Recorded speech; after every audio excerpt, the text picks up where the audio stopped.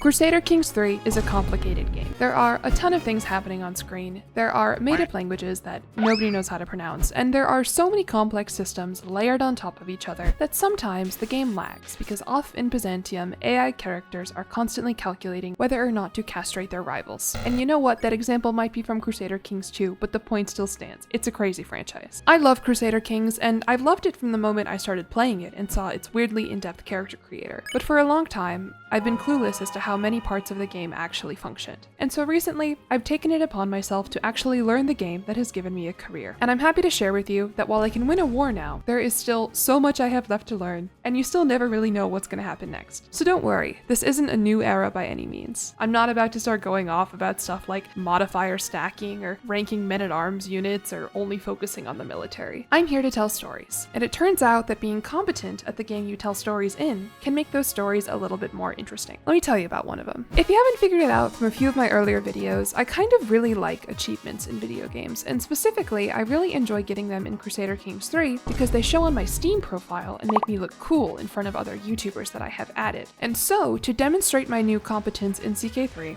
I knew I wanted to get an achievement I never could have gotten before, and I knew just the one. Duchess Matilda is kind of a meme in the CK3 community, perhaps because she is one of the only starting female players on the main screen. In addition to being a real woman in history who did real woman in history things, she also has a dedicated achievement in CK3 called Give a Dog a Bone. And while real Duchess Matilda did some cool things, unfortunately, her house died with her. In CK3, her achievement presents an alternate history, in which she grows her dynasty to 50 living people, rules the Kingdom of Italy, and founds a holy order. Not too complicated, but definitely numerous threads going on at the same time, which can be hard to balance if you are maybe a little bit bad at strategy games. And so it seemed like the perfect achievement for me to start my journey with, not only because I would be playing as CK3's official girl boss, but because this way I could show off my new knowledge in many different fields and maybe even impress my YouTube viewers in addition to just Saffron and Tarkus on Steam. I hope you enjoy the video, and please remember to subscribe. If not to support me, then simply because it's fun to watch the button change colors. Now, starting as Matilda gives you an immediate custom event that prevents a bit of a quandary. In Crusader Kings, marriages are either patrilineal, meaning that children are born into the father's house or dynasty, or matrilineal, in which they are born into those of the mother. Patrilineal, to nobody's surprise, is the default, and that is the kind of marriage Matilda has found herself in, which is a problem, seeing as we need to grow the Lucca dynasty to 50 living members. It doesn't help that her husband, Gottfried Wiegerich, is, well, not quite a winner. Yes, he's a hunchback, yes, he's ugly, but did you know that he is also on Wikipedia's official list of people who died on the toilet? This has nothing to do with CK3 or the playthrough at large, but let me read this to you anyway. He was, quote, assassinated by being stabbed with a spear from under the privy seat while defecating. What an ick, am I right, ladies?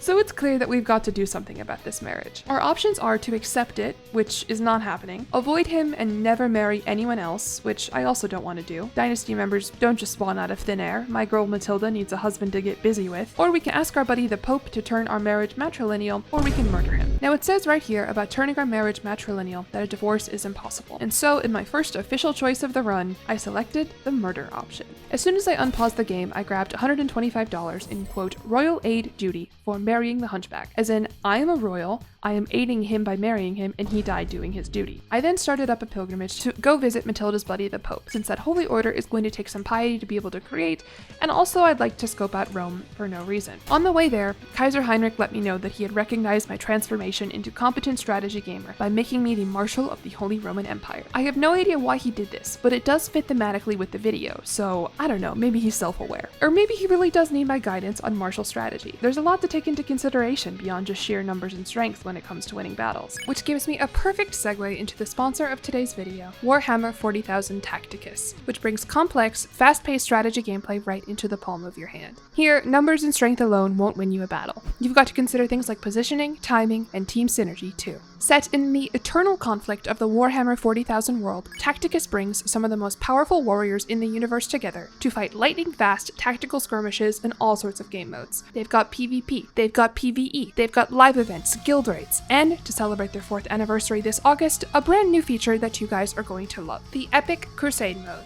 Starting August 9th, there will be 2 opposing sides battling for galactic victory in the Epic Crusade mode. The Imperials embark on a crusade, while the Chaos and all present Xenos factions are naturally opposing them. Your guild will pick a side, and you will pick a faction within your guild's side. And together, all guilds and players will battle for control of the roughly 96 planets in the galaxy map.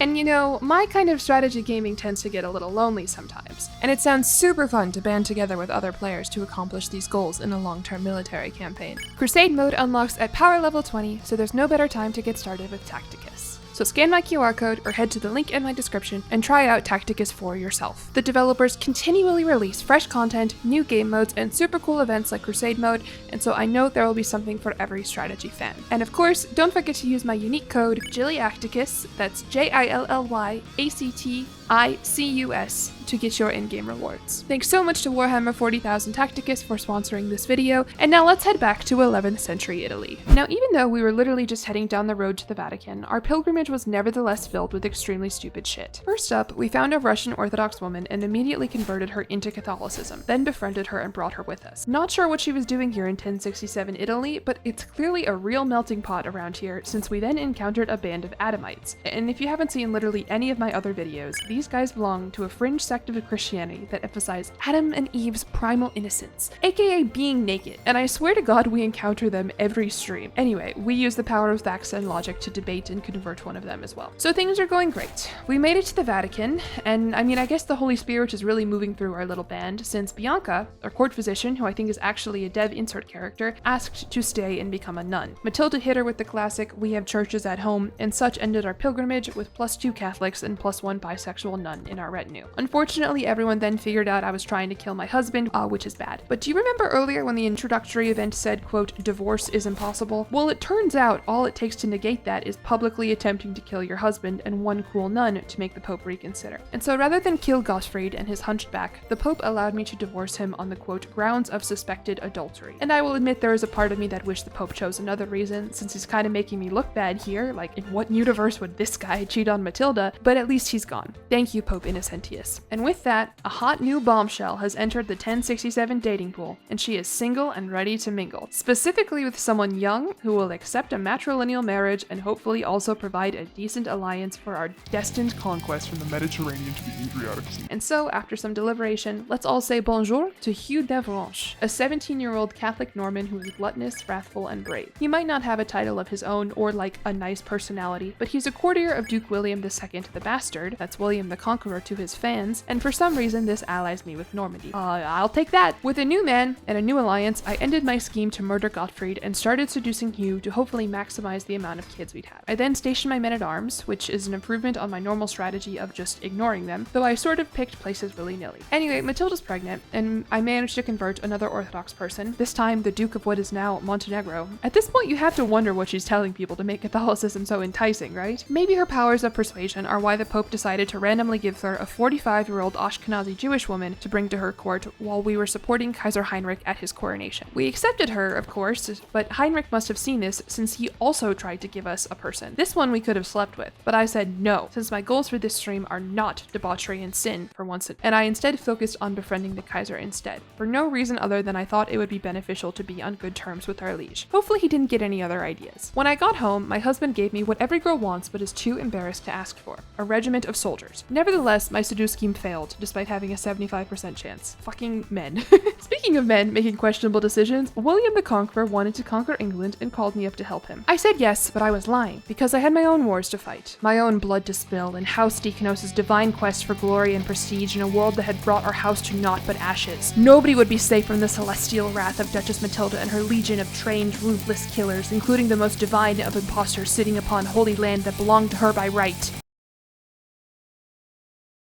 My daughter was born, and I named her the best possible name I could think of, and immediately began educating her in a martial education. If we have a son, he'll be our player heir, but it's best to be prepared in case you are the sole child of a forgotten dynasty thrust into governance at a young age with nobody to guide her and snakes in every corner.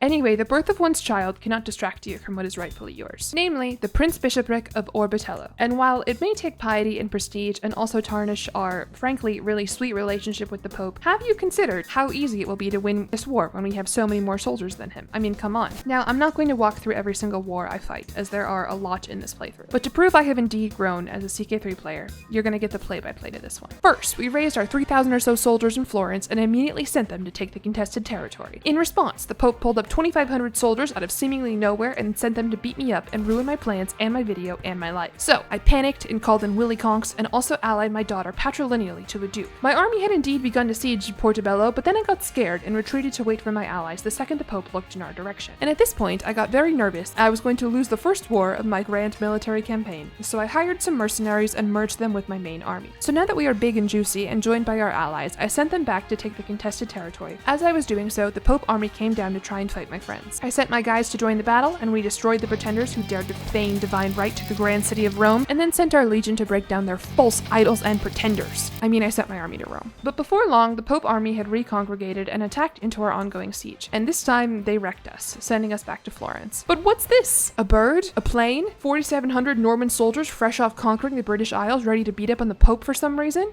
Why, it is! Overall, though, things are not going well. The Pope controls the contested territory, has sieged 2 of my holdings, and has won some decisive battles. But this time, I think we can actually siege Rome. Once we were done, we were still at negative 4% war score, and so I sent everyone to fight the Pope army camping out in the contested territory, since we had, double the amount of soldiers at this point. They fled before we got there, but that's okay. We needed to siege it anyway. The Pope was busy sieging one of my holdings, Siena, directly to the north, and so I sent my guys on up there and beat them in another battle, also managing to imprison one of his allies, Mayor Giacomo. The Pope army retreated back down into the Pope territory, but we chased him down and fought them one last time. And with one more battle, that brought our war score to 100%, meaning we got to take some extremely well-deserved territory from the Pope and kickstarted the grand endeavor of House Canossa with the vanquishing of a wayward religious idol who had laid claim, bringing us to 9 out of the 11 needed counties to form the Kingdom of Italy. Surely this will have no negative repercussions whatsoever. Now, in case you were wondering what kind of parent I was while this was all going on, my daughter's first word turned out to be Jesus. To remind her of her future if she didn't shape up and succeed in her military education, I declared war on a teenager for my claims on Lumi and Genoa. I sieged 2 of his holdings with absolutely no resistance,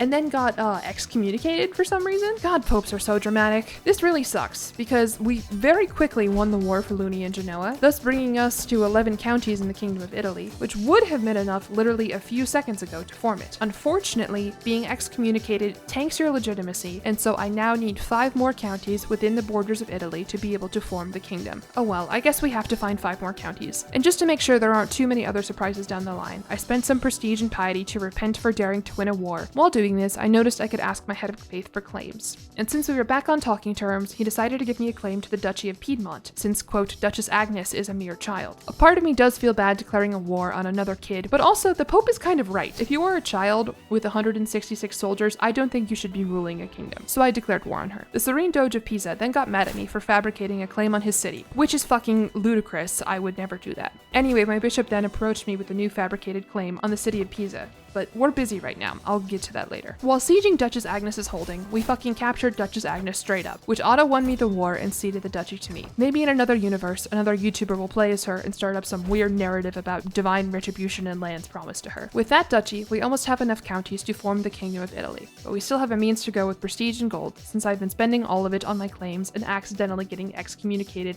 and then repenting for said excommunication. Now that being said, I noticed the Serene Doge of Pisa only had 790 soldiers.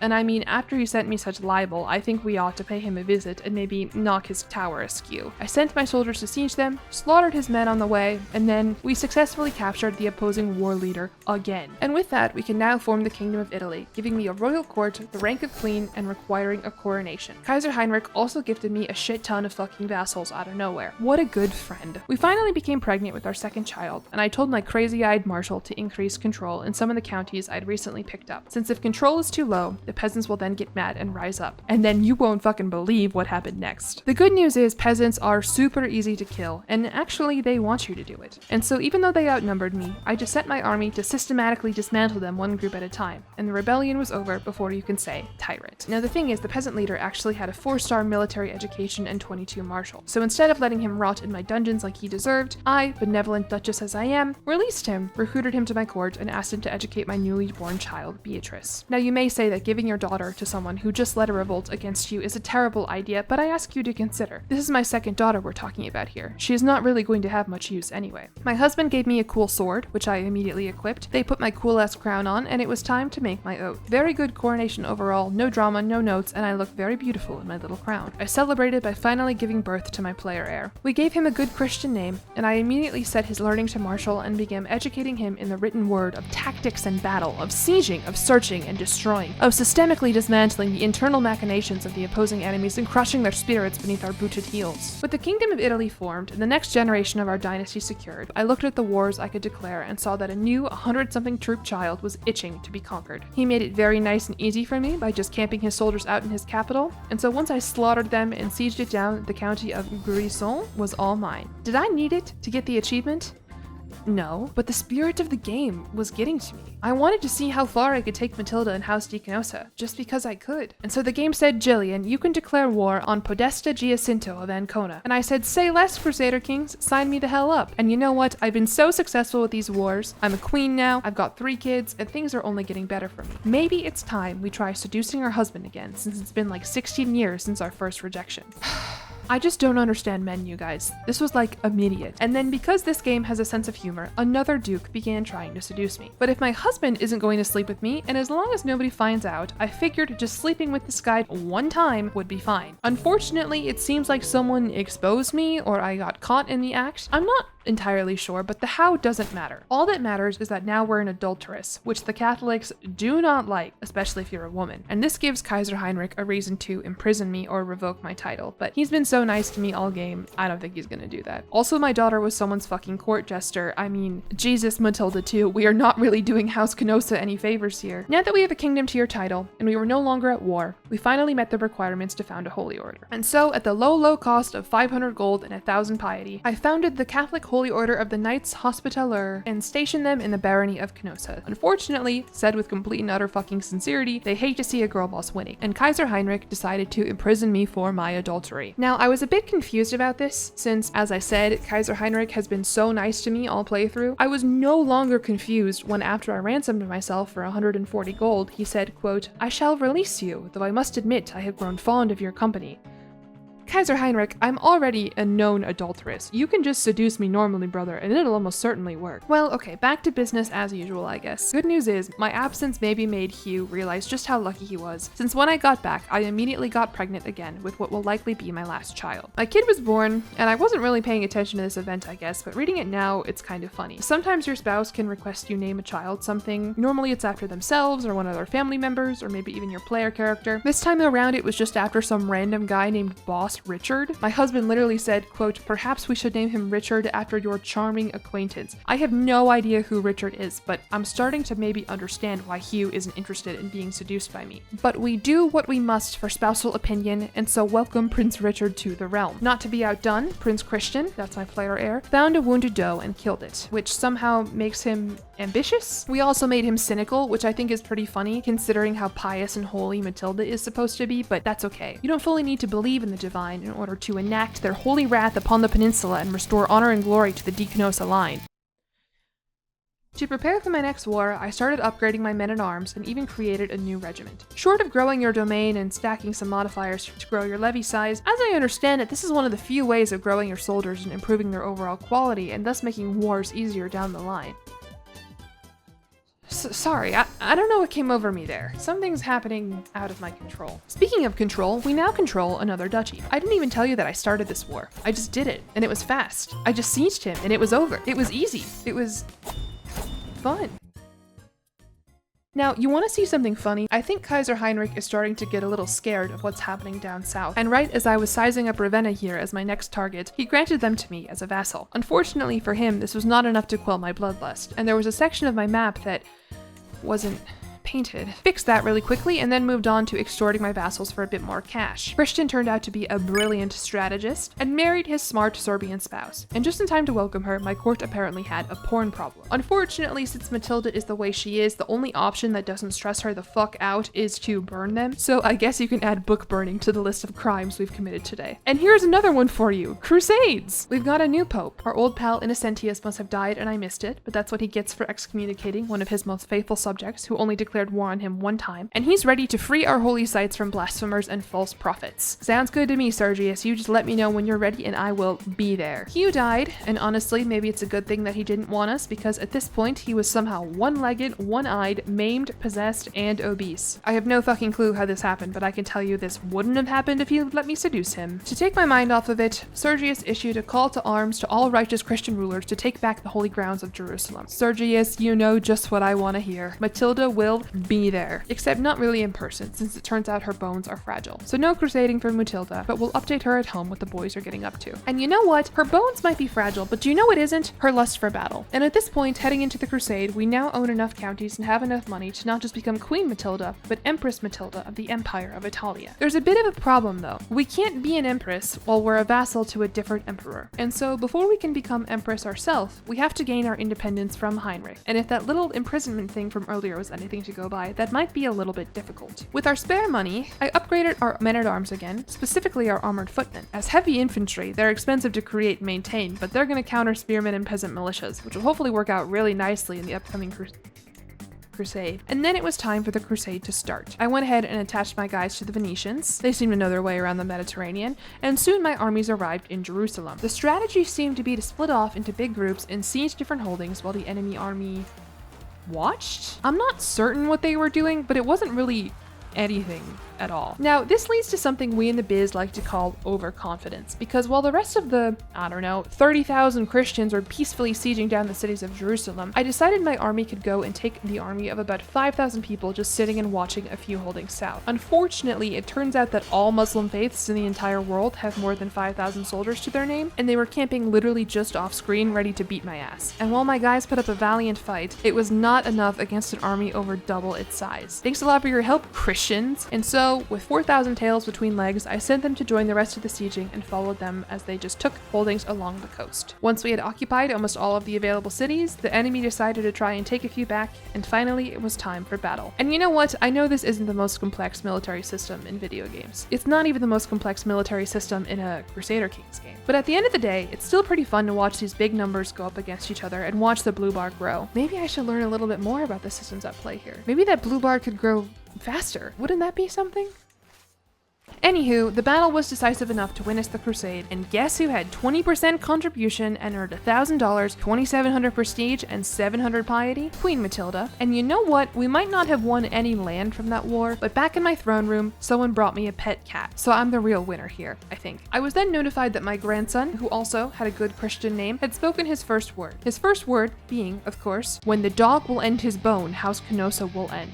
Kids say the darndest things. This was a good reminder though about our initial goal. We've got the kingdom, we've got the holy order, and so we're just kind of in a holding pattern waiting for our kids and our grandkids to bring new deaconsses into the world through the miracle of life. While we were waiting, my eyes started clouding up. Someone tried and failed to get me to join their witch coven, and then Kaiser Heinrich died, replaced by Kaiser Heinrich. And while I'm no history student, I do know as an American that the best time to seize power is during an unstable regime change. So I decided it was time to begin my quest for sovereignty. And so after giving Maria di Canossa to Uppland and Abelina di Canossa to Norway, as well as looking to see if I could marry myself off for a potential alliance, I couldn't, but I did find a dude named Gurgen and married him anyway. I upgraded my men-at-arms one last time and declared an independence war against the Holy Roman Empire. We sieged a few holdings, we declined his almost immediate white peace, we fucking died after breaking numerous of our frail bones. Now this sucks, but the good news is the achievement only requires starting as Matilda, not finishing as her. And so hello King Christian, you evil looking motherfucker, let's finish what we started and maybe even become the Emperor of Italia. My war is going great, you can't tell. Nothing interesting is really happening, I'm just sieging cities again and mostly ignoring the HRE armies, since I'm pretty sure they would absolutely slaughter me in a battle if my allies weren't here to help me. But we'll never know for sure, since my allies did in fact help me battle it out in Warsburg, and after sieging it, we won our independence from the HRE only a few years into our reign. Now, unfortunately, we can't quite form the Empire of Italia just yet, since I kind of fucked something up with the inheritance laws, and my brother,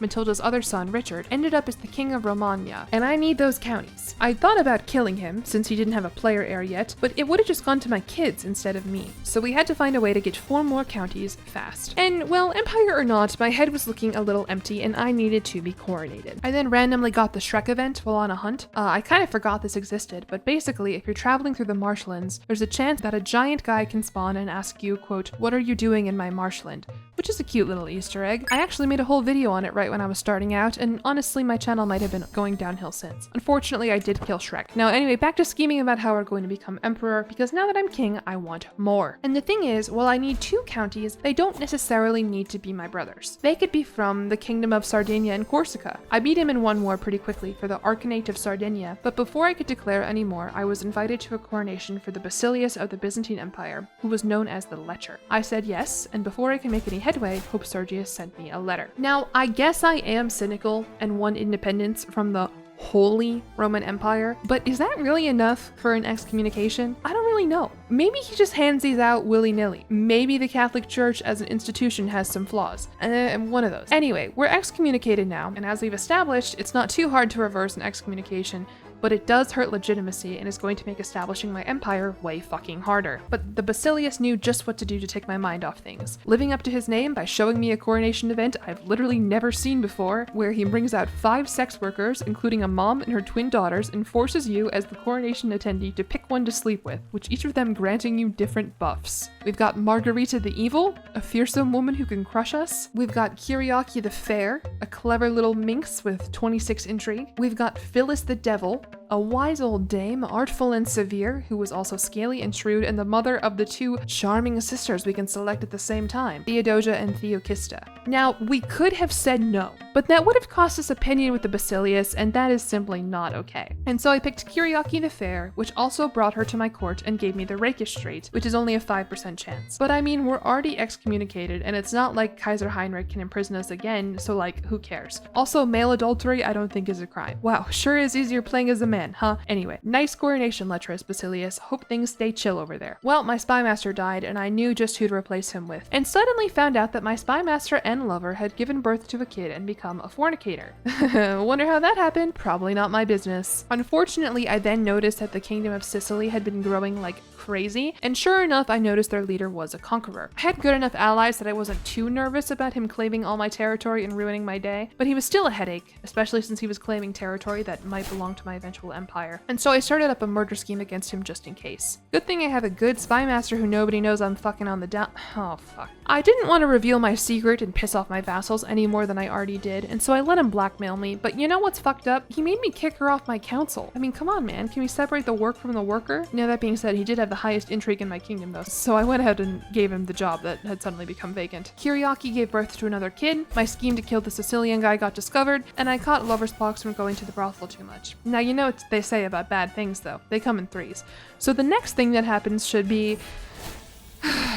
Okay, well, this isn't great, but at least my court physician is going to attempt the tried and true enema cure that syphilis is well known to have. It did reduce my disease symptoms, and at the end of the day, even though I look fucking awful, they never said a king with the great pox couldn't bone or whatever. And so soon, the 50th Deacnosa was born, and we had gotten the achievement. And you know what? That wasn't the hardest thing I've ever done. I've gotten harder achievements on accident, and this playthrough, all things considered, is going pretty good. I don't want to stop here. I want to push Matilda's offspring further. I want to see what more I can do. First order of business, squashing the peasant revolt that had popped up across the Mediterranean in the land I own in Africa. I don't think I mentioned it yet, but I've just kind of been conquering counties in North Africa and Iberia with holy wars whenever I find someone who looks weak. Don't worry about it, just trying to see how big my empire can be. Like, for example, look at this guy. He's got 320 soldiers, and his fellow Muwalidi rulers are not going to help him. It is literally free real estate. Unfortunately, the housing market on the Italian peninsula was a bit more problematic, and we were very far off from creating the Empire of Italia. Not to mention, the conqueror from Sicily was still eating up all the land that I couldn't get to, and my only other options to snag territory were from my brother, the vassals to the Holy Roman Empire, whose liege would only certainly help them, or the Pope.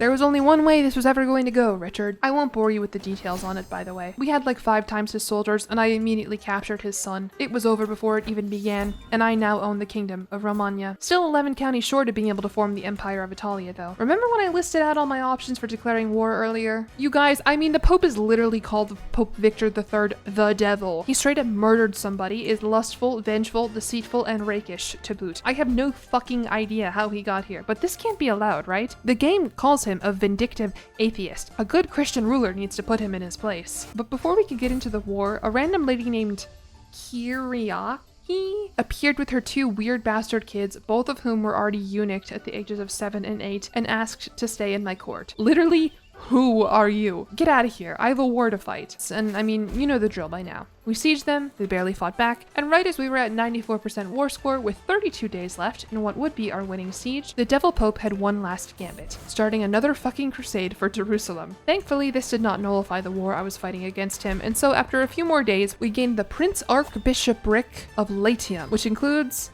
well, Rome. And I have no idea where the Pope is gonna go now, but it's not my problem. Okay, maybe it is my problem a little bit since I want to join this crusade. Not to protect the Catholic faith or anything, but to potentially get some rewards, like more land. Now, stop me if you've heard this song before, but upon pledging my support, a third party then approached me. His name was Count Victor of Nassau, and he said, "Jillian, what if instead of heading across the Mediterranean, again, we instead stopped to install this guy Anatolios on the throne of the Byzantine Empire? And what if this time you did it with Otto armies turned off?" And I said, "Why, Count Victor of Nassau, that sounds like a great idea, but only if you make me the leader." And so off we went to avenge the Trojans, ?